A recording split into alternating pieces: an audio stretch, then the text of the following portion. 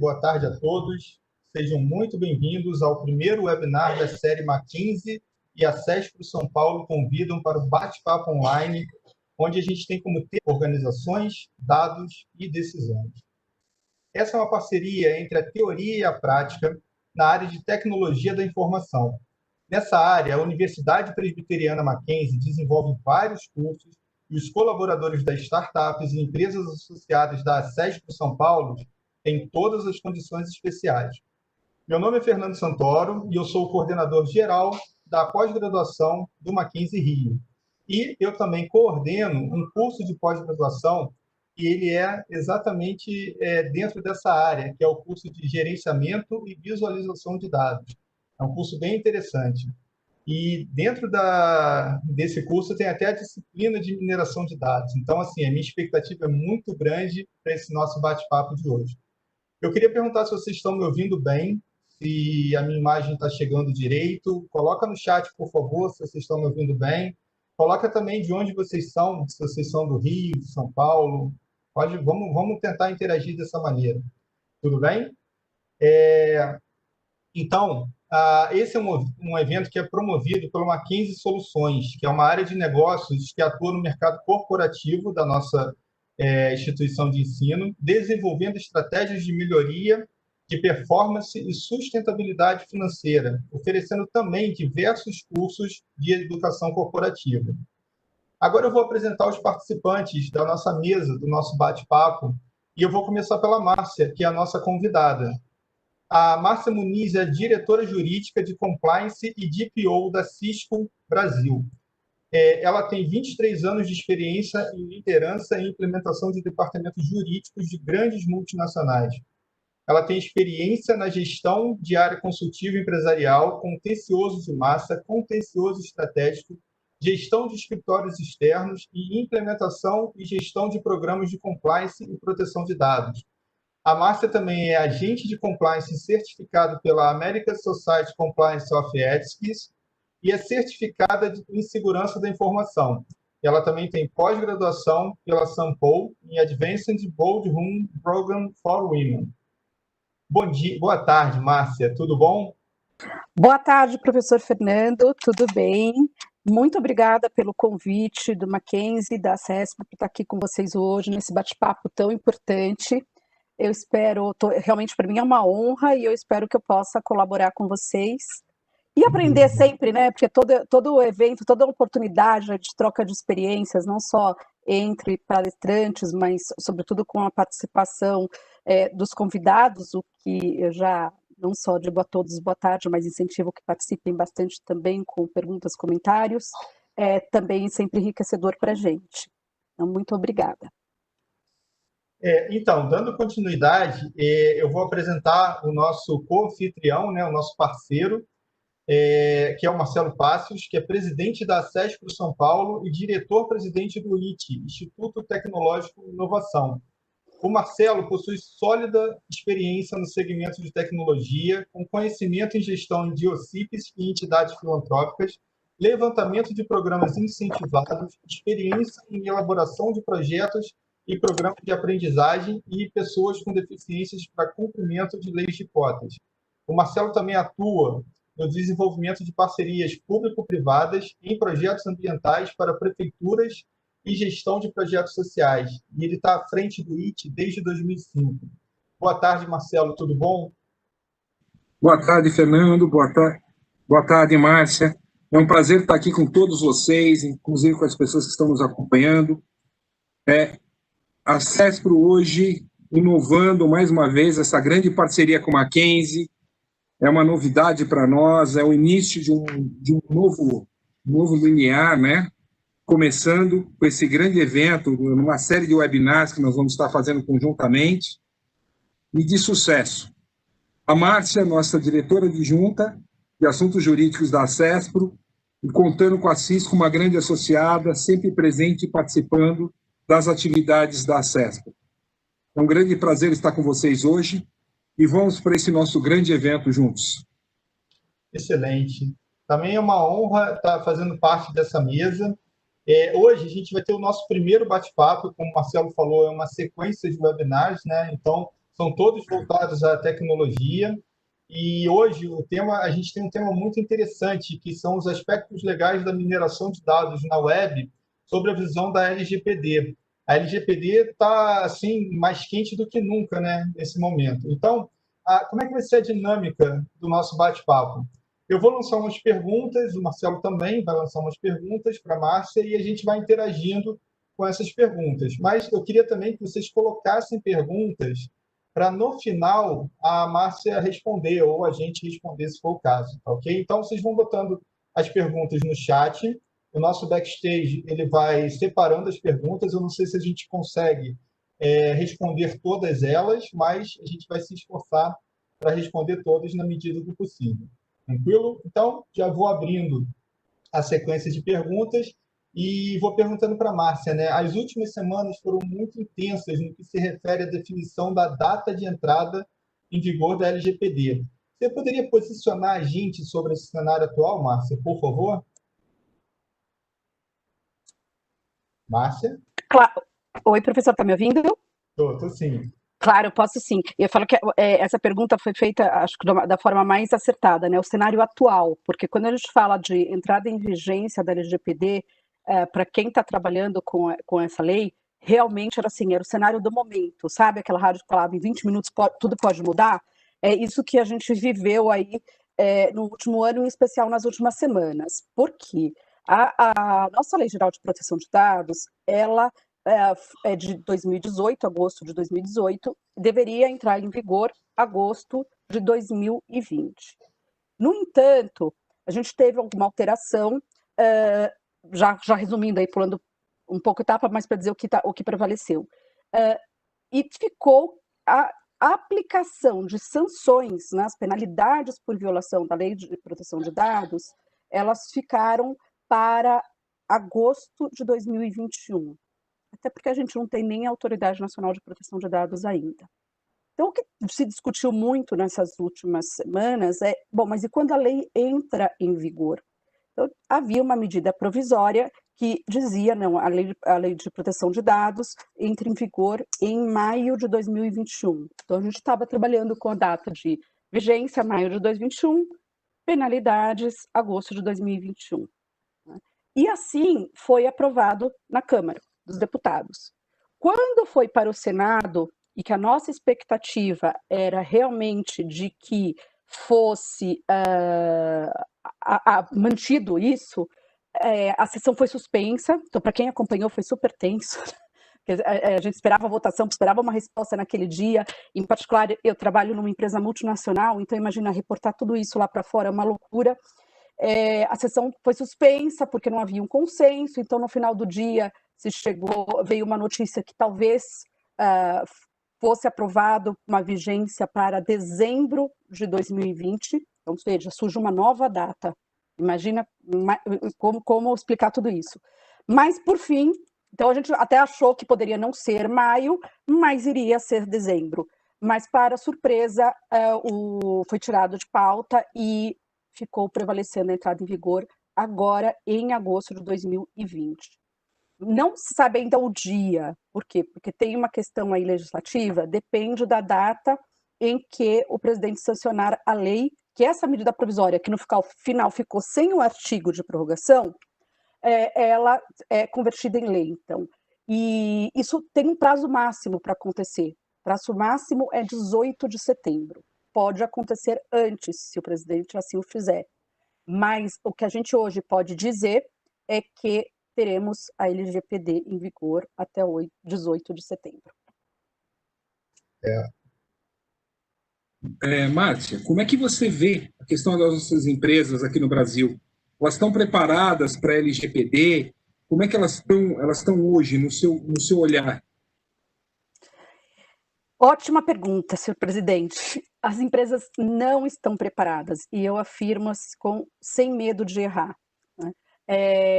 A maioria das é um pouco alarmante que a gente tem pesquisas que indicam que cerca de 70% das empresas sequer começaram a jornada de implementação de um programa de compliance. Então, essa informação por si só já é muito preocupante. Por quê? Como eu comentei, implementar um programa de compliance é uma jornada. Você não faz políticas, coloca lá um DPO e pronto, o meu programa está pronto. Tem toda uma fase de análise de risco, tem uma questão de mudar a cultura da companhia, que é muito importante, que você não faz do dia para a noite. Então, se a gente imaginar 70% sequer começou, imagina quanto tempo a gente vai ter essas empresas adaptadas. Aquelas que começaram não estão, das que eu conheço, a que tem o melhor percentual, e está em torno de 70% a 80% de adaptação à legislação.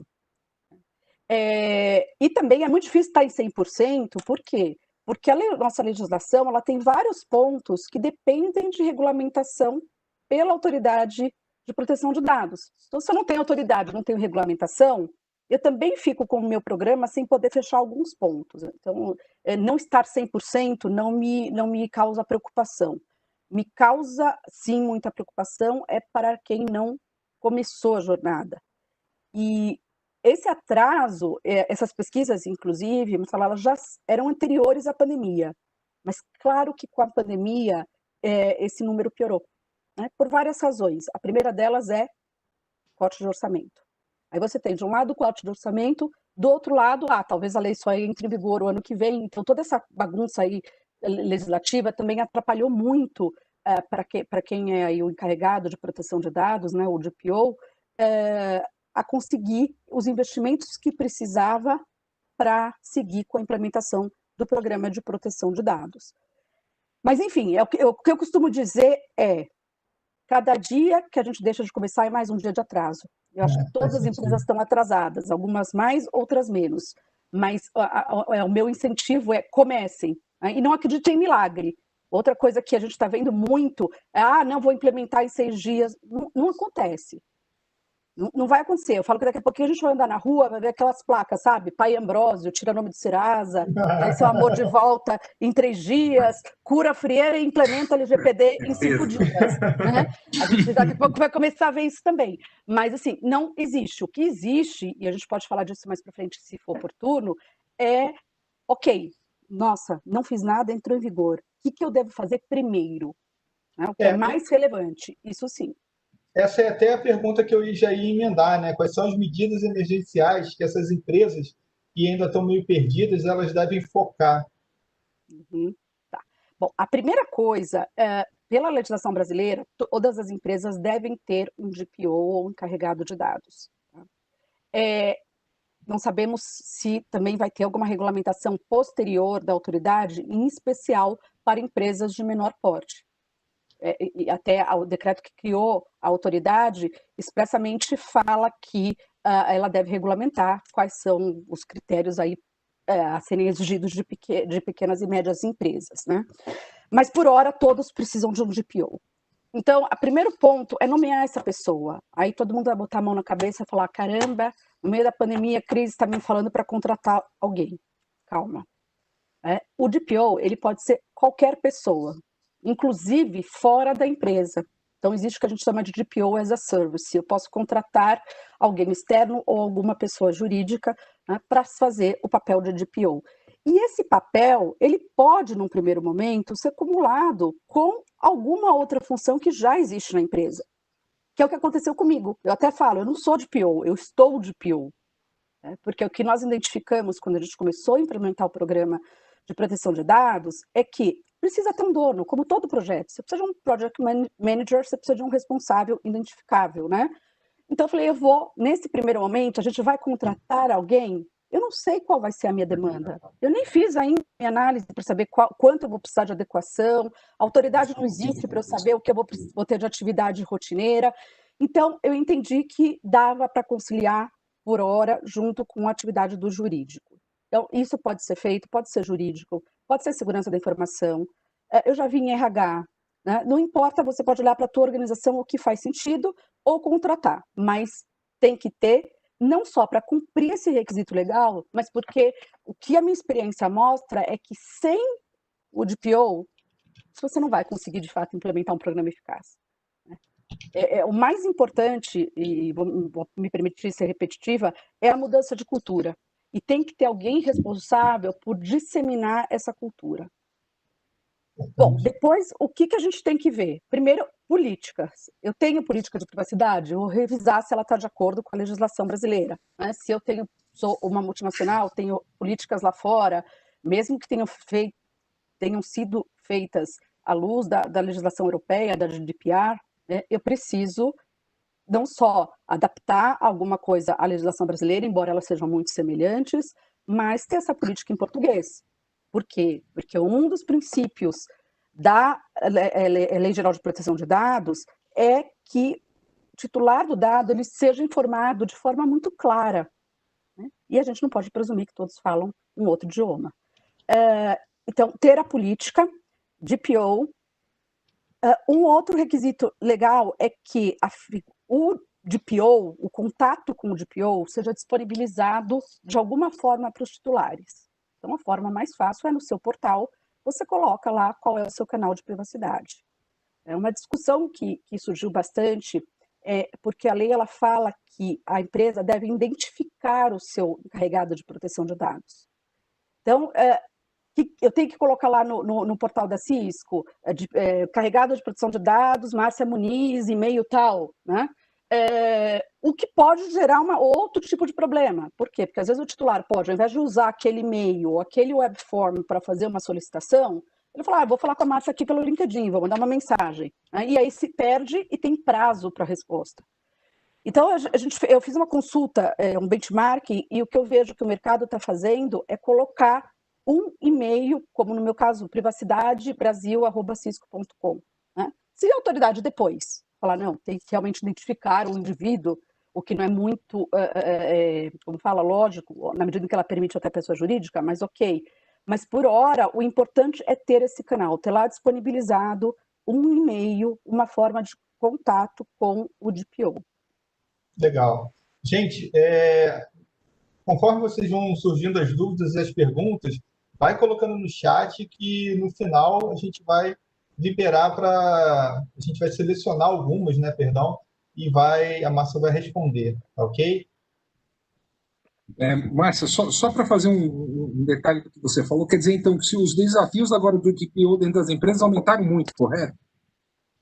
Com certeza. A posição do que existia antes do que tem hoje, vendo o que tem no mercado internacional pelo mercado brasileiro, vai ter que ser tudo atualizado hoje, a postura do DPO no Brasil. Na verdade, poucas empresas... profissão.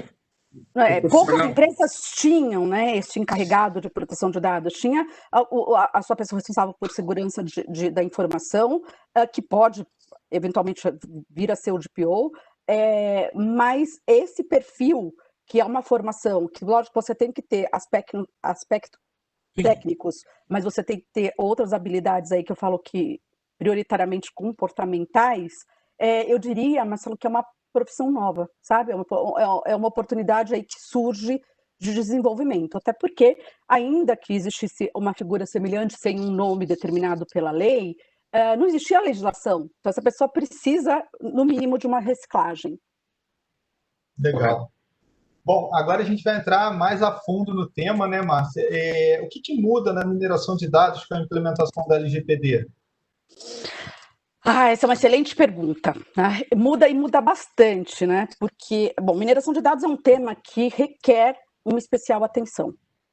Por quê? Porque é uma zona, a gente tem que pensar que a legislação de proteção de dados, ela limita as hipóteses em que eu posso coletar e tratar os dados do titular. Ou seja, assim, ele empodera demais o titular do dado.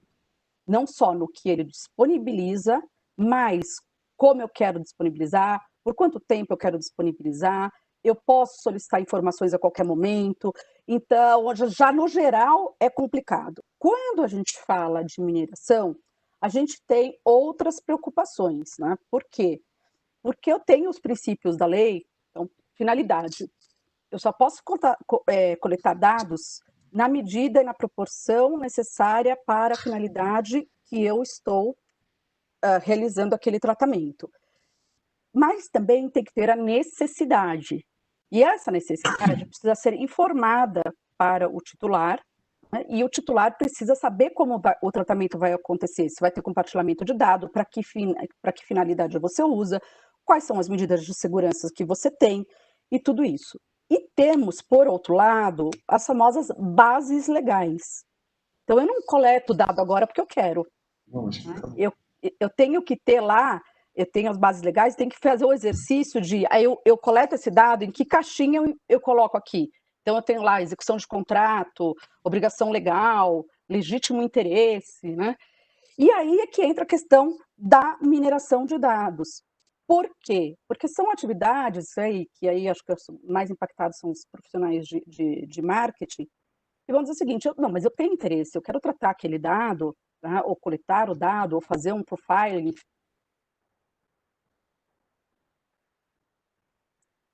Opa, perdão, sem querer apertar aqui. Interessa para que eu desenvolva o meu produto. Né? Mas isso é uma zona cinzenta.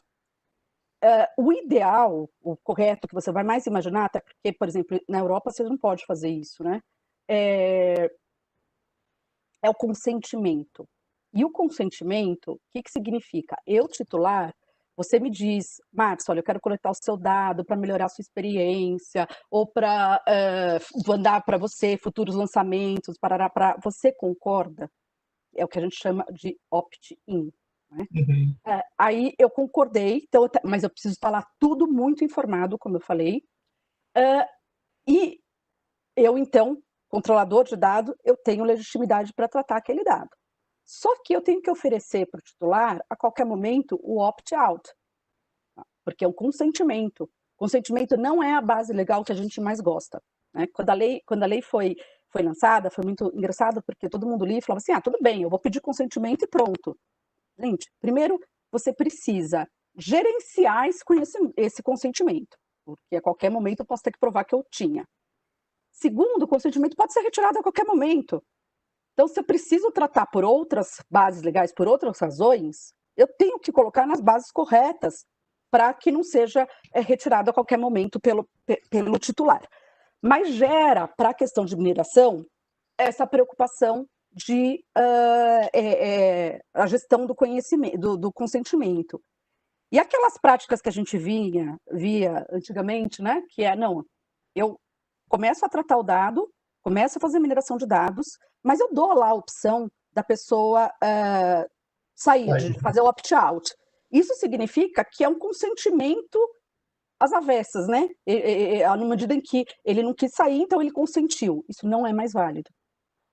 Eu tenho que ter o consentimento livre e informado. Assim como não é válido já vir o tiquezinho lá no opt-in, sabe? Eu te dou a opção de fazer opt-in e opt-out, mas já vem lá marcado o opt-in, que a gente vê que é bem comum.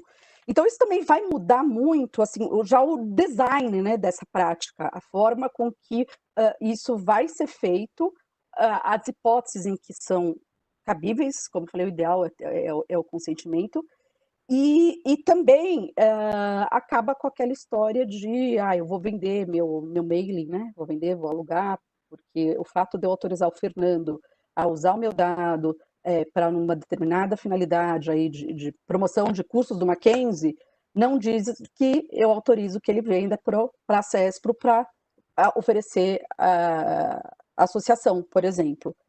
Então, isso é outro ponto que tem que ter muito em mente. Então, acho que esses são os maiores impactos, mas eu não tenho a menor dúvida, professor, de que, de fato, vai ter um impacto, como já está tendo, né, um impacto aí bastante relevante. E aí, aprofundando mais aquela técnica de web scraping, né? A galera fica capturando coisa em rede social, a LGPD vai entrar forte também, né? Nessa questão, né?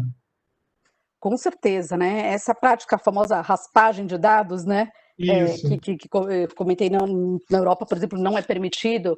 Isso a gente tem isso é um ponto interessante que o professor tocou, porque surge muito essa pergunta.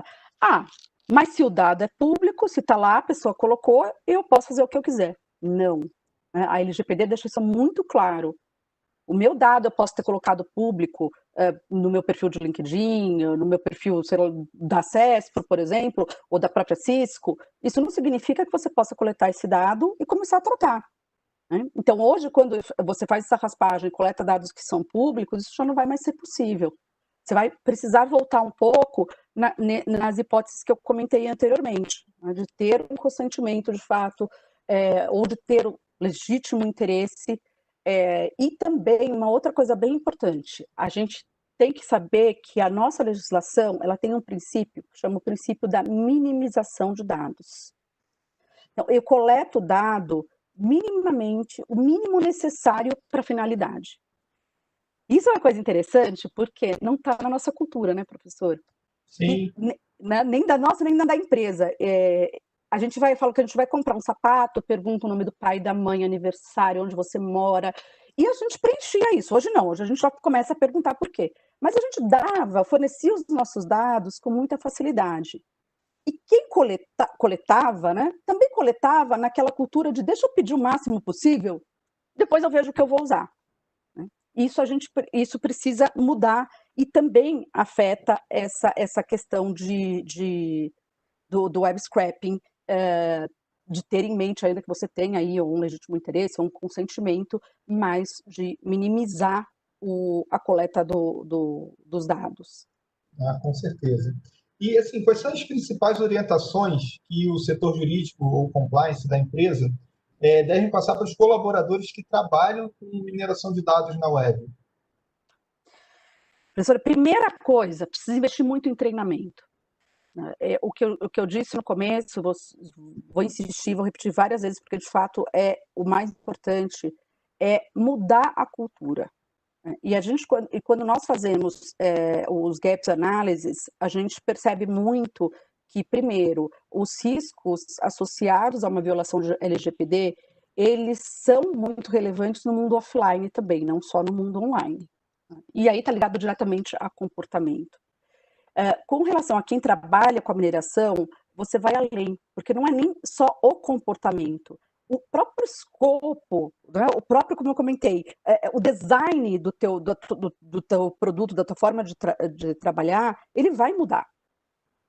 Então precisa de muita comunicação, muito treinamento, mudança mesmo de mindset, né? E adaptar a tudo isso que já foi falado com relação aos princípios e a questão de base legal. E um ponto muito importante, a gente tem que pensar que o titular do dado, ele tem, como eu falei, ele está super empoderado. Nós, né? Também penso como DPO, mas também sou titular de dado. Eu tenho direito de perguntar para qualquer empresa, que dado você tem meu? Esse dado não está correto, corrige. Esse dado aí, eu não, era com base no consentimento, eu quero revogar. E a empresa tem prazo para responder isso. Hoje a gente fala um prazo ali de 15 dias. Se eu não estiver muito preparado, eu falo, como eu comentei, dos pontos prioritários aí para adaptação é você ter o canal disponibilizado para o encarregado de dados, mas não adianta nada se eu não tenho por trás todo o meu sistema adaptado no momento em que eu recebo um pedido de que dados você tem meu, como é que eu busco isso e respondo rapidamente? Como eu corrijo uma base de dados? Como eu apago? É um ponto muito importante que vai ser objeto, acho que de bastante atenção para quem trabalha com mineração de dados, é a questão do que a gente chama de legado. Tá bom, Márcia, falamos como é que eu vou fazer daqui para frente. Mas aquele monte de dados que eu já tenho, o que eu faço? Eu posso ter, não posso ter, né? Então, a primeira coisa é olhar e ver se você ainda precisa. Não precisa, apaga. Primeiro ponto. Não precisa esperar a autoridade vir dizer nada, porque dado é radioativo. Fica mais longe possível, né? Porque você pode ter ali um vazamento, então que você tenha o mínimo que você precisa para trabalhar. Então, olhar já um pouco para trás e ver o que não é mais necessário. E depois, a própria autoridade vai regulamentar essa questão de como fica o que você já coletou e que, por exemplo, hoje precisa de consentimento, mas lá atrás não teve, ou teve um consentimento presumido. Isso vai ser objeto de regulamentação, mas deve ser também um ponto de bastante atenção para quem trabalha com mineração e para a área de compliance. Entendi. Márcia, a gente viu que tem um estudo da Cisco que fala que a privacidade compensa, né? E que para cada dólar investido há um retorno de $2,70. Você pode comentar um pouco mais sobre isso? Como é que é visto isso? Posso sim. Marcelo, esse relatório, aliás, é muito bacana. Depois eu não sei se a gente pode... Oi? Travou, eu acho. Acho que travou. Márcia? Ela está entrando, gente. Enquanto isso, vão colocando as perguntas que a Márcia já está voltando. Deixa Já eu tem só... várias, né, Fernando? Já separei algumas. Deixa eu só ver se a Márcia está voltando. Só um minuto, pessoal. Aproveito para convidar o pessoal para acessar depois o site da CESP, conhecer um pouco mais do sistema, do ecossistema da CESP, pessoal das empresas de tecnologia da CESP em São Paulo. Boa, vou aproveitar então também para... Ah, você já voltou. Você precisa, viu? Antes da Márcia... perdão, gente. Acho que a minha conexão aqui ficou ruim. Coisas do novo normal. Acontece. Deixa eu só aproveitar essa deixa para colocar também, se botar no nosso chat, o link da nossa pós-graduação, e ela é totalmente voltada para dados, gerenciamento e visualização de dados. Por favor, Márcia, pode continuar. Desculpa ter te interrompido. Imagina, é a minha conexão que ficou ruim. Eu até botei o óculos aqui para conseguir enxergar o site. Então, esse relatório, Marcelo, eu não sei se você está comentando da última versão de janeiro de 2020, porque eu não me recordo exatamente esse percentual que você comentou, né? Mas ele é muito bacana e ele mostra que a gente está passando, a gente não Brasil, mas o próprio mundo, né, começando aí pela legislação europeia, a migrar da área do nice, né? É bom, é agradável, é aconselhável ter boas práticas e investimento em segurança, para o must have, né? Eu tenho que ter, porque realmente eu estou uma exposição a diversos riscos de penalidade, sobretudo reputacional. Aquilo que eu sempre falo, a gente costuma dizer como empresa, independente do segmento, olha, clientes, eu cuido dos seus dados como eu cuido do meu. Né? Aí eu vazo os meus. Como é que fica? Então, eu tenho toda essa questão aí reputacional. Então, ele mostra, o que essa pesquisa mostra? Uma pesquisa feita com, acho que, 2.800 profissionais na área de segurança da informação, em 13 países, e ela busca mostrar que não só é vantajoso ter esse investimento em segurança de informação, né, nas soluções de segurança, porque você vai ficar aí compliant com a legislação, mas porque você tem associado a isso ganhos para o negócio. E quais são esses ganhos?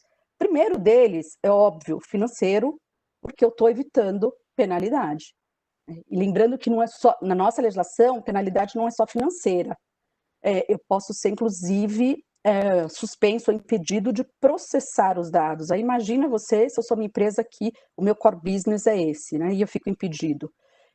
Então, tem essa questão de vantagens financeiras, a questão de um diferencial competitivo. Hoje, a gente vê claramente que empresas que têm certificações de segurança, ISO, elas começam a terem preferências nos processos de solicitação de propostas, nos processos de concorrência para a seleção de fornecedores. Além disso, tem uma questão também que o relatório levanta, que ele chama de agilidade nas vendas, né? Porque você consegue, o cliente, e cada vez mais ele vai querer saber, como eu disse, ok, você precisa do meu dado, como é que você protege o meu dado? Como é que você oferece segurança, que também é um dos princípios da legislação. Quando eu tenho uma certificação, quando eu fiz os investimentos necessários, tenho uma certificação, eu consigo demonstrar isso muito mais rápido para o cliente. E aí a decisão de compra ela é muito mais tomada mais rapidamente em seu favor. Teve até uma pesquisa recente aqui no Brasil e acho que 80% dos consumidores entrevistados disseram que deixariam de comprar de uma marca que tivesse tido um problema de vazamento de dados. Então, Oi, professor? Não, isso é muito importante, muito importante. Vocês estão me ouvindo bem? Porque agora o professor eu ouvi Sim, cortado. Tá. E também por uma questão de inovação, né? E quando você consegue ser mais inovador, além de associado a tudo que eu já falei, você se torna muito mais atraente para investidores. Então, acho que esse relatório, e aí volto a falar, depois eu posso compartilhar aqui o link essa última versão, ele traz bem detalhado cada um desses tópicos que eu mencionei, né, ele traz bem detalhadamente para poder demonstrar aí o retorno de investimento nas soluções de segurança de tecnologia. Perfeito, perfeito. E assim, para finalizar a nossa lista de perguntas, vamos dizer assim, né? Eu queria que você passasse um pouco da sua jornada. Como foi a sua jornada de implementação da proteção de dados? E também, assim, quais são as lições aprendidas, assim, o feedback que você pode dar da sua jornada mesmo. Tá. Bom, a minha jornada, ela teve uma primeira surpresa. Que foi, eu realmente imaginei que, como a gente já tinha passado por essa experiência na Europa, já temos um programa bastante robusto na Europa, eu fosse ser um pouco copy-paste. Né? Então, eu tenho que confessar aqui para vocês, seria uma vergonha, que quando eu aceitei cera de PO, eu também achei que ia ser moleza. Né? Então, o primeiro ponto da minha jornada e da minha surpresa é que não é. E, de novo, está ligado ao quê? A cultura. A gente percebe que na Europa foi muito mais voltado à questão de privacy by design para produtos, a questão dos dados de indivíduos externos à corporação, mas não foi tão voltado, por exemplo, para a questão dos empregados. E lei de proteção de dados, gente, não protege só o dado que está online, como eu disse, e não protege só o dado de cliente. Tem muita gente que associa proteção de dados com código de consumidor. Não, dado de qualquer indivíduo. A única hipótese excluída é o que a gente chama de tratamento doméstico, é aquele que não tem fim comercial. Fora disso, todos estão sujeitos à lei de tratar os dados de todo e qualquer indivíduo que ela colete ou armazene, independentemente de qual é o relacionamento que ela tem. Então, essa minha jornada, nesse sentido, me surpreendeu, então, que eu percebi que eu tinha um trabalho muito grande a ser feito na área de RH. E por quê? Porque lá fora você não vê empregado processar empregador. É como, não, mas se aconteceu, o empregado, imagina, ele trabalha para mim, ele entende que é uma fatalidade. Não, aqui ele não vai entender que é uma fatalidade, né? Que vai sim exigir os direitos, como faz, aí mostra o número infinito de reclamações trabalhistas que nós temos. Então, essa jornada me surpreendeu nesse sentido, me surpreendeu muito também na fase de identificação dos fluxos de dados, o volume, eu esperava um volume infinitamente menor. Realmente é insano quando a gente começa a trabalhar nisso. Você fala, meu Deus, desde as visitas que eu recebo no escritório e que a recepcionista registra, eu tenho que olhar para como é feito esse tratamento de dado, né? Os meus empregados, como é o meu parceiro, o meu cliente, enfim. O volume foi surpreendente também. E a questão do comportamento humano. O que eu afirmo, e acho que não é uma realidade para mim, é uma realidade para quase todos, é que a gente, em geral, as empresas estão avançadas em relação à segurança de informação, às soluções tecnológicas de segurança. Claro, não existe solução infalível. Né?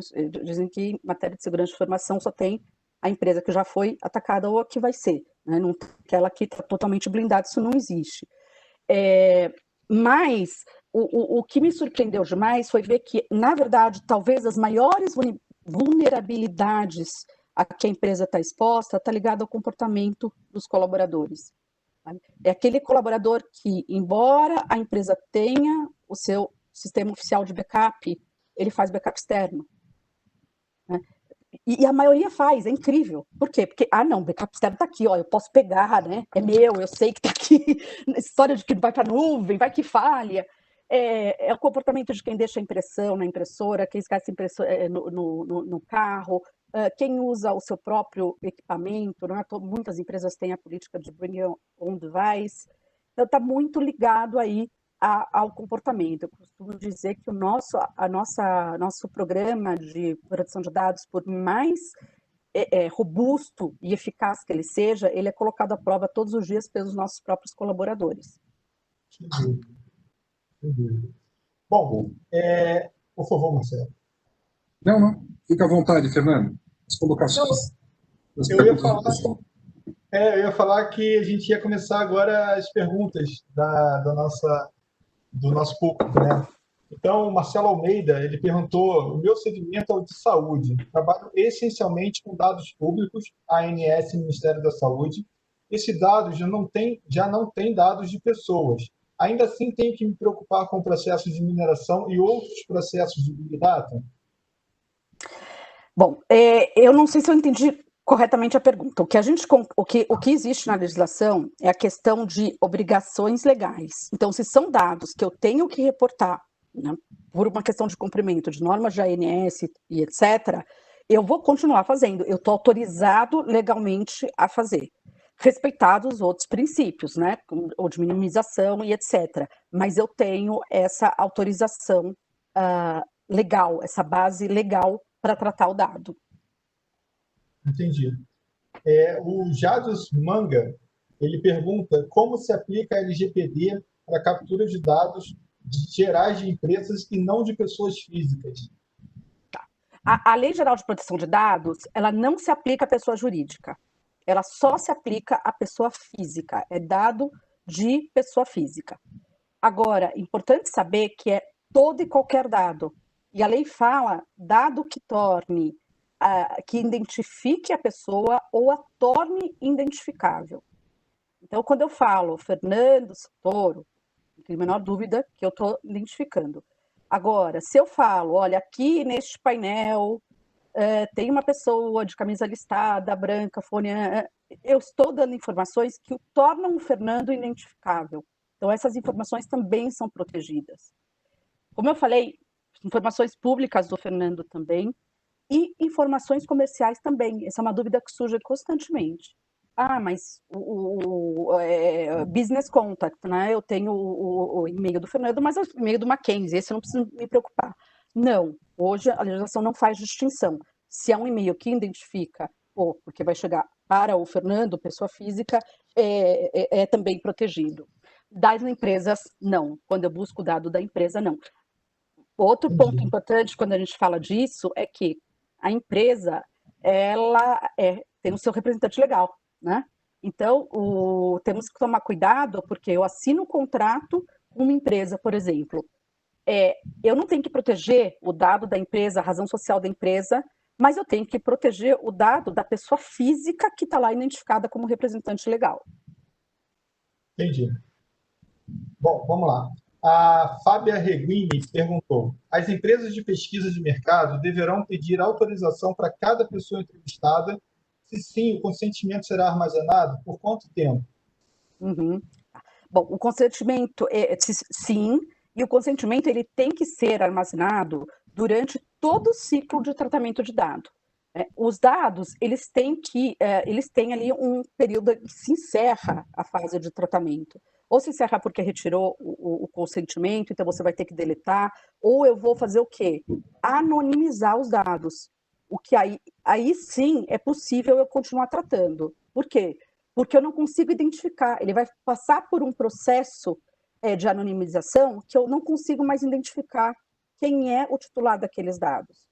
Mas isso é só válido para anonimização, não é válido para pseudo-anonimização. O que é pseudo-anonimização? Eu realmente, é como dar um hide ali numa coluna de Excel, né?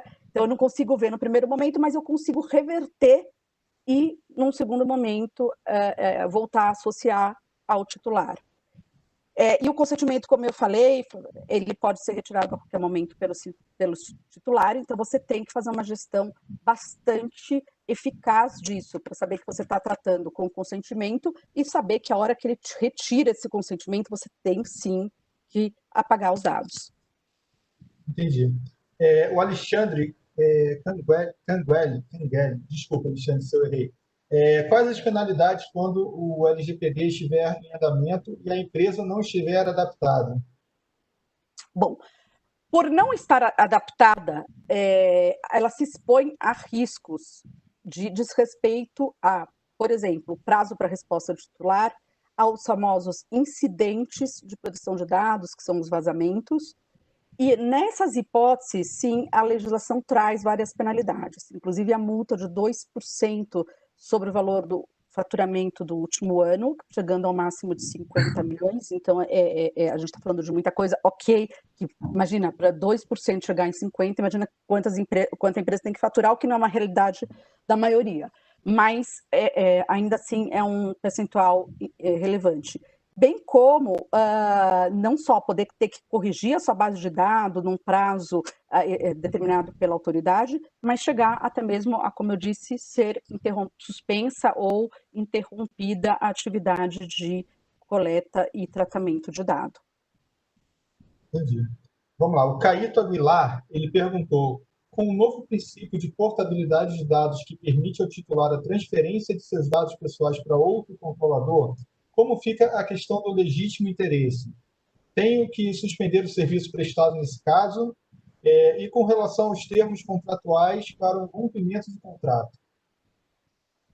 Bom, com relação ao legítimo interesse, a portabilidade ela é assegurada pela legislação sempre. Então, se o titular ele requer a portabilidade dos dados, você deve fornecer, né, numa forma ali que seja executável em qualquer meio eletrônico, até que também isso é pendente de maior regulamentação pela autoridade, mas no momento em que ele está pedindo a portabilidade, em geral ele vai retirar o consentimento. Se você tem o legítimo interesse, em tese você permanece tendo e poderia tratar. O legítimo interesse, ele autoriza o tratamento. O grande problema, de novo, é que legítimo interesse é uma coisa que não é tão fácil de provar. Legítimo interesse, você tem sempre que fazer um teste de balanceamento, né? Até que ponto, de fato, esse interesse ele é realmente legítimo, eu preciso, versus aí os direitos do titular. E também você fica sempre sujeito a que a autoridade te solicite um relatório de impacto. Quando a gente faz um tratamento com base no legítimo interesse, essa é também uma implicação. Entendi. Vamos lá. Álvaro Veiga perguntou: Márcia, qual a sua opinião sobre mailing lists adquiridas externamente por uma empresa? O que deveria ser feito? Ao meu entendimento, ou seria requisitado consentimento direto, ou a empresa na qual foi comprada essas informações deve prover todas as evidências do mesmo. Acho que você já até falou alguma coisa referente a isso, né? Eu não concordo totalmente com o que ele colocou, sim. Eu posso coletar e no momento em que eu coleto, eu faço, o cliente faz o opt-in, o titular faz o opt-in, está lá explicando claramente que eu vou compartilhar, né, vender com empresa XYZ e ele fez o opt-in sabendo disso. Aí eu posso. Agora, se você vai comprar esse mailing e você não tem isso, não faça, porque o teu tratamento passa a ser um tratamento ilegal. Ótimo, com certeza. O Fernando Galina, ele pergunta, ele fala primeiro: pessoal, ótimo conteúdo, parabéns. Obrigado, Fernando. E a pergunta dele: no caso da área de saúde, onde é necessário se ter a base de dados sensíveis, inclusive com o histórico patológico do paciente por conta do prontuário médico, como seria aplicado o termo de consentimento, bem como a auditoria diante disso, salvaguardando os dados? Quer que eu leia de novo? Não, mas se quiser ler, pode ler. Vamos lá. Para ficar claro para todo mundo. No caso da área de saúde, onde é necessário ser a base de dados sensíveis, né? Inclusive com o histórico do paciente, e como seria aplicado o termo de consentimento diante disso, salvaguardando os dados. Tá. Bom, de fato, a área de saúde é uma área que tem uma complexidade bem maior, porque, só para contextualizar a todos, a nossa legislação ela traz uma categoria que chama dados sensíveis. Esses dados sensíveis são o que a legislação entende e busca proteger, aqueles que podem gerar algum tipo de discriminação. Então, como chama? Ai, meu Deus, fugiu a palavra agora. Qual é a sua religião, a etnia, dados de saúde, esses são considerados dados sensíveis. Dado sensível, você tem um limite menor para processar. Então, não tem, por exemplo, legítimo interesse. Né? Você tem que processar se você tiver uma das outras bases, que pode ser, sim, como o Fernando colocou, o consentimento, mas também a obrigação de um cumprimento legal ou execução de contrato. Então, se o paciente, ele vai, não sei, a um laboratório ou a um hospital, né, eu tenho ali o quê? Um contrato de prestação de serviço de saúde. Para executar esse contrato, eu preciso coletar e tratar dados dele. E também preciso, depois, muitos deles eu não posso apagar mesmo que ele queira, por quê? Porque eu tenho obrigação legal, como a gente comentou, né, de agência de vigilância e etc., SUS e etc. Então, Fernando, acho que eu respondi com isso uma parte da sua pergunta, e aonde eu devo armazenar? Claro que uma violação de dado sensível, ela é muito mais relevante. Por quê? Porque a lei hoje, no meu entendimento, uma redação que não foi muito feliz, ela diz que eu tenho que comunicar um incidente para a autoridade de proteção de dados quando ele coloca em risco, né, ou causa dano ao seu titular. Ora, se eu digo que o dado é sensível, justamente porque ele pode levar a uma discriminação, eu posso concluir que um vazamento de dado sensível, ele vai sempre causar dano. Então, é um problema vazar dado sensível. Então, quando você fala com a questão de armazenamento, o que eu te digo é que os mecanismos de segurança, e aí, de novo, vale aquela questão que eu comentei, também de acesso, de controle de acesso, é muito importante. Dar acesso a esses dados somente a quem precisa. Porque, de fato, um vazamento de dados dessa natureza, você tem um problema de exposição bem melhor. Respondi, Legal. Fernando? Quer que eu complemente com alguma coisa? Coloca aí no chat, Fernando, se foi respondido. Ô, Fernando. Pode falar, Marcelo. Fernando, deixa eu só fazer uma perguntinha aqui que está criando o nosso grupo aqui da federação. Eu acho que é até bom para a gente colocar aqui hoje. A CESPRA, ela teoricamente, ela vai ter uma cadeira na Agência Nacional de Proteção de Dados, né? Ela está pleiteando uma vaga lá. Eu queria fazer uma pergunta para a Márcia. Como é que a Márcia vê a falta de definição e início de autuação da mesma na orientação para a sociedade? Porque isso está muito confuso, né, Márcia? Uma briga nossa. Catastrófico. Eu digo que é uma vergonha. Por quê? Realmente, e até por isso que se criou todo esse imbróglio aí com relação à data de entrada em vigor, porque fica uma coisa sem sentido. Você vai dizer, eu tenho uma lei que eu tenho que cumprir, que eu tenho penalidade, mas quem tem que me orientar e fiscalizar sequer existe. E no final do dia, é nessa situação que a gente está. A gente teve aí o decreto com relação à estrutura, mas a gente ainda não tem as nomeações. Então, isso gera muita insegurança para a gente, muita mesmo, no sentido de que, como eu falei, eu não consigo fechar totalmente o meu programa, porque eu dependo de regulamentação. Algumas coisas que eu teria que consultar, porque um dos papéis da autoridade é de orientação, de consulta, eu não tenho para quem fazer, né? Então isso é frustrante, e eu falo que o meu apelo sempre é que, de fato, a minha esperança aí é que a autoridade venha, mas venha com uma postura no início muito parecida às autoridades europeias, que é mais no sentido de educação. Porque a gente já viu isso, outra coisa muito triste, a lei nem entrou em vigor, mas a gente já vê aí processo judicial, condenação por dano moral, Ministério Público, PROCON, já usando uma lei que sequer entrou em vigor. Então, outro dia eu ouvi de um palestrante que eu adorei, que fala o seguinte, é a lei que não entrou em vigor mais usada. Exatamente. Para gerar uma indústria ali até de dano moral. A gente já ouve falar que tem um monte de advogado aí com tudo pronto para no dia seguinte, a lei entrou em vigor, começa a pedir dado para tudo que é empresa que ainda não vai saber responder. Deu 16, o 15º dia passou, 16º protocolo uma ação pedindo uma indenização por danos morais. Então eu tenho muita apreensão com relação a esse momento que a gente possa viver, e John, eu acho que é muito importante ter a autoridade para que a gente saiba que o poder de fiscalização é dela, evite um pouco essa descentralização, e tenha esse caráter aí de orientação e seja um órgão consultivo. E a participação realmente da entidade também, da pública e privada, também está participando disso, né, Márcia? Isso é muito importante.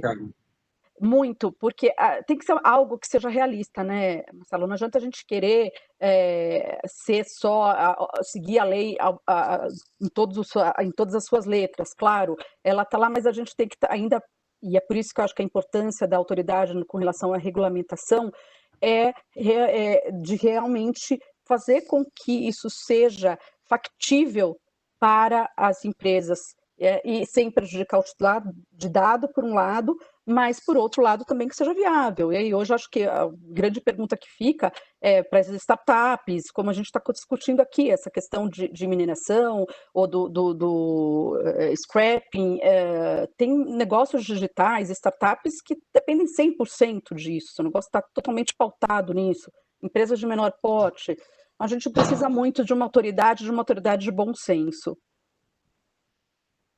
Com certeza. Quer complementar mais alguma coisa, Marcelo? Não, acho que é só isso mesmo, da questão da autoridade, fazer a parte da pergunta, que é bom colocar isso para as pessoas que estão ouvindo. Tá certo. E, vamos lá, a Sabrina Araújo, ela está fazendo uma pergunta que eu também tenho interesse, é muito interessante a pergunta dela. Em relação aos robôs usados pelas empresas para buscar dados em redes sociais, no caso, falam que são dados públicos, pois estão na internet, e normalmente são usados como leads para vendas. E aí, como é que realmente vai ser esse caso aí dos robôs, né? Isso não vai mais poder acontecer, né? Porque o que acontece? Vamos imaginar, eu busco o dado, como eu disse, o dado é público, mas isso não autoriza a tratar. Então, eu busquei o dado público, gerei o lead, está lá na minha base de dados da empresa, eu passo a tratar aquele dado. Eu tenho ali uma base para dizer, bom, foi legítimo interesse, tá? Mas de que forma eu coletei, né? Eu coletei porque é público. O titular, ele não foi informado. Porque a gente tem duas coisas. Uma, ok, eu tenho a base legal, mas para eu usar, e essa base legal ela ser usada de uma forma legítima, autorizada, eu preciso cumprir os outros princípios da lei. Ou seja, eu preciso que o titular previamente seja informado de como o dado dele vai ser tratado, acesso a DPO, tudo aquilo que a gente já comentou. Então, quando eu vou lá e com o robô coleto o dado público da Márcia, eu posso dizer, eu tenho legítimo interesse, mas a pobre da Márcia aqui sequer soube que você coletou. Eu não sei como é que eu vou exercer o meu direito de dizer corrija o dado, se eu não sei nem que você coletou meu dado. Então, de fato, eu acredito que essa vai ser uma prática muito questionada. Entendi. Com certeza, né? Vamos lá, existem limitações, perdão, a Daniela Marques, que fez a pergunta, desculpa. Existem limitações técnicas para a prova da delação dos dados do titular, o que dificultaria a prova de que foi realmente feito o opt-out? Eu não sei se eu entendi. Como provar que eu deletei o dado? Né? Não, é um pouco assim, eu tenho que confiar, que se eu estou pedindo para o controlador, né? Apaga o meu dado e ele me responde, sim, eu apaguei. Num primeiro momento é muito difícil de provar fatos negativos, né? Como é que eu provo que meu nome não existe mais? O que acontece, por exemplo, vou dar um exemplo aqui. Eu não sei se vocês já viram que tem vários links lá, consulta sócio, sabe? Eu sou representante legal da Cisco. Então, meu nome aparece sempre. E, obviamente, é uma exposição, eu sempre pedia para tirar. Aí, de fato, eu ia lá, consultava depois de uns 2, 3 dias, tirava. Esperava dar um mês, voltava. Então, o titular só vai saber em situações como essa, se ele voltar a ser procurado pelo controlador, ou se for uma informação que vai ser disponibilizada para consulta pública, mas não tem ali uma determinação técnica de como demonstrar que o dado foi deletado. Entendi. Agora, eu sei que a gente está em cima da hora, mas eu vou fazer um último comentário que também é importante, que é um tema que ainda me intriga. De repente, alguém tem algum input ou uma solução. A famosa questão de como eu vou saber que o titular, que está me pedindo para saber que dados dele eu trato ou apagar um dado dele, é de fato o titular do dado. Ainda tem isso, né? Porque aquele negócio, eu falo, é tão maluco que você, para apagar o dado, eu preciso gerar mais, né? Então, Fernando, você pede para eu apagar os seus dados, me manda a sua identidade para eu ver que é você. Né? E aí eu guardo isso, porque depois amanhã você disse que não era você, eu vou dizer que era, mas eu não posso mais guardar seu dado. Então é uma loucura. Então, como é que eu vou fazer isso? Né?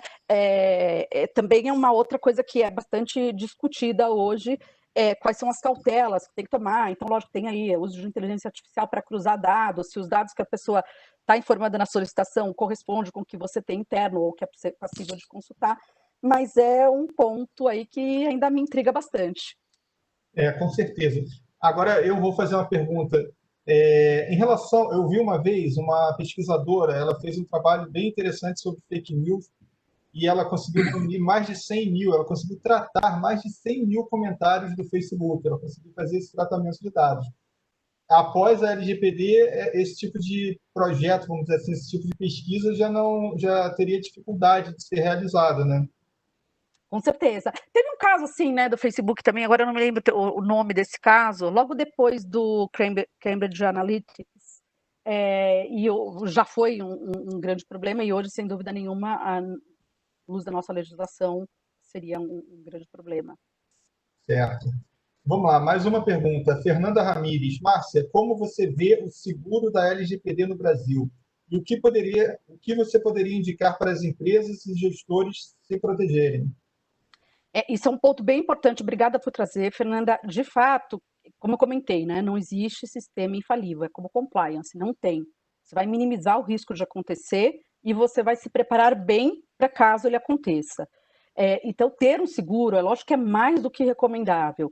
E não só recomendável para que você evite a ocorrência com penalidades. E a gente tem que pensar que numa hipótese de incidente, gente, não é só os custos de penalidade para a autoridade. Eu ainda estou sujeito a processos individuais dos titulares. Eu posso ter que montar um call center ali, dependendo do volume de dados que foi vazado, montar um call center específico para atender os titulares que estão passando por aquela situação de vazamento. Qual é o custo disso? Tem vários estudos, inclusive na Europa, é um custo super elevado.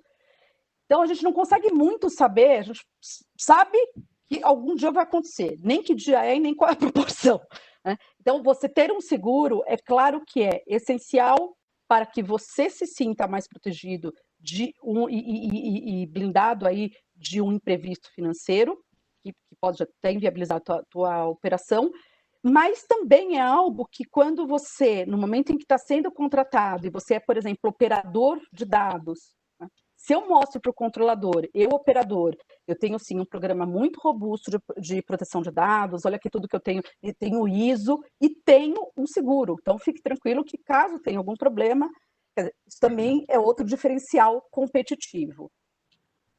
Legal. Uma coisa que eu tenho visto bastante, Fernando, que eu acho que a Márcia vai acompanhar, eu não sabia que existem algumas linhas na LGPD, eu acabei estudando, que existem linhas de seguro hoje específicos para proteger as empresas. Né? Eu acho que é uma coisa muito engraçada, acho que quase ninguém conhece isso. No Brasil, acho que pouquíssimas pessoas ou pouquíssimos empresários conhecem isso.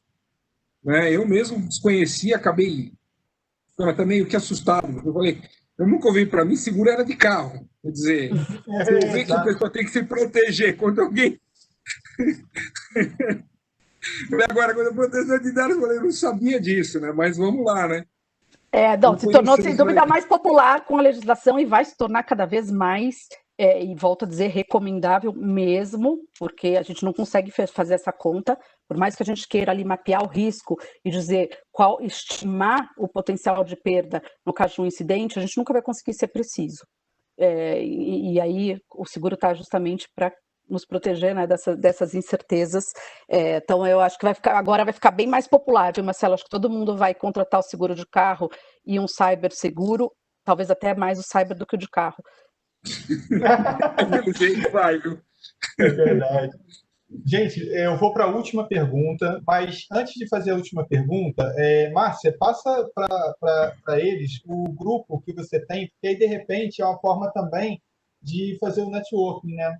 É um grupo aberto. Claro, obrigada por ter me lembrado disso. O que eu costumo comentar que nessa fase a gente está, assim, como eu comentei, é troca de experiência. Então, depois, eu não sei se vocês vão passar os meus contatos, mas, enfim, eu estou à disposição no LinkedIn, e-mail, telefone.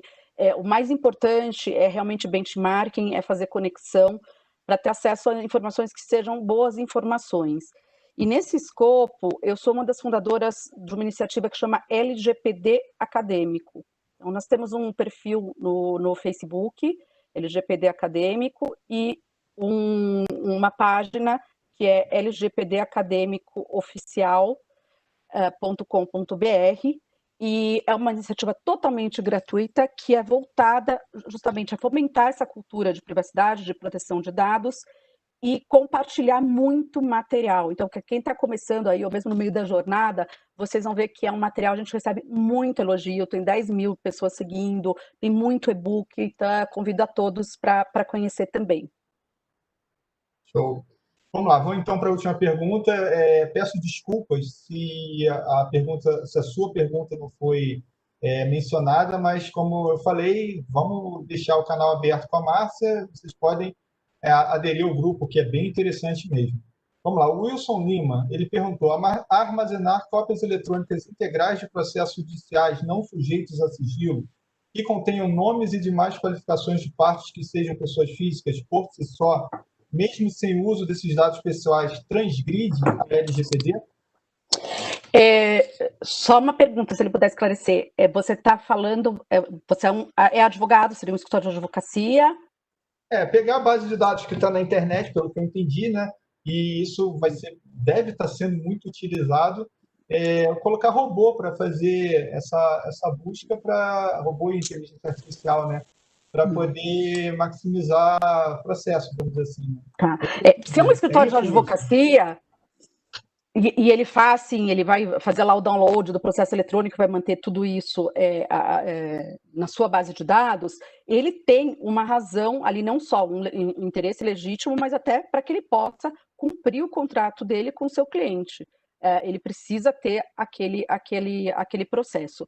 Agora, ele está sujeito, sim, a todas as determinações da LGPD. Então, mesmo os escritórios de advocacia tem que investir muito em segurança, em seguro, e tem que também lembrar que acabou o processo, apaga.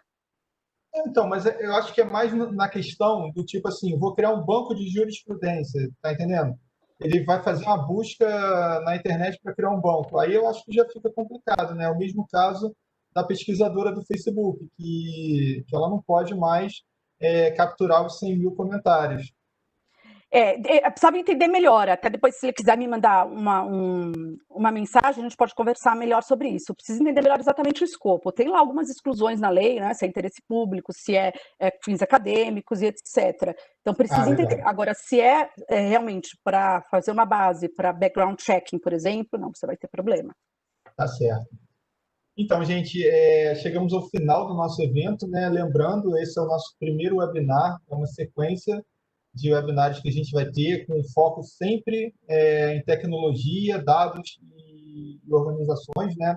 Márcia, muito obrigado pela disponibilidade, por você ter aceitado participar do nosso bate-papo. Muito obrigado mesmo. Eu é que agradeço a oportunidade e espero que tenha colaborado de alguma forma, mas é uma honra, me sinto muito honrada de estar aqui com vocês, com a Mackenzie, a CESPRO. Obrigada ao presidente Marcelo também. Obrigada a todos e desejo boa sorte aos nossos participantes. A todo mundo, né? Marcelo, é sempre uma honra e um prazer dividir evento com você e com a CESP São Paulo. Muito obrigado também pela nossa parceria. Eu estou orgulhoso dessa parceria. Márcia, muito obrigado por estar sempre à disposição nossa. Fernando, foi um prazer estar aqui hoje. E pedir a todos para acessar o site da CESP São Paulo para conhecer um pouco mais da nossa entidade, da associação e os trabalhos que nós estamos fazendo. Tá certo. Agradeço. E eu queria também agradecer a nossa equipe do Mackenzie Soluções, sem sombra de dúvida, se não fosse a nossa equipe do Mackenzie Soluções, a gente não teria esse evento, essa série de webinars. Muito obrigado pela participação de todo mundo. Agradecer também a equipe da CESP São Paulo. Foi uma sinergia muito interessante. Eu tenho certeza que essa parceria vai render ainda muitos frutos. Então, vamos encerrando o nosso bate-papo, né? Eu espero que tenha agregado valor para vocês. Eu espero que as dúvidas tenham sido, se não foram todas sanadas, mas em parte, né? E é aquilo, continuem a buscar informação. A Márcia deixou o canal dela aberto, isso é excelente. Muito obrigado pela participação de todos. E eu queria deixar também um recado, um último recado, né? O nosso próximo webinário vai ser no dia 17 de setembro e vai ser um tema também muito interessante. Vai estar ligado à cultura data-driven, vai estar ligado à transformação digital e inovação. Tá ok, gente? Então, uma boa tarde a todos. Mais uma vez, Márcia, muito obrigado. Marcelo, muito obrigado também. Vamos seguindo junto. Boa tarde a todo mundo, gente.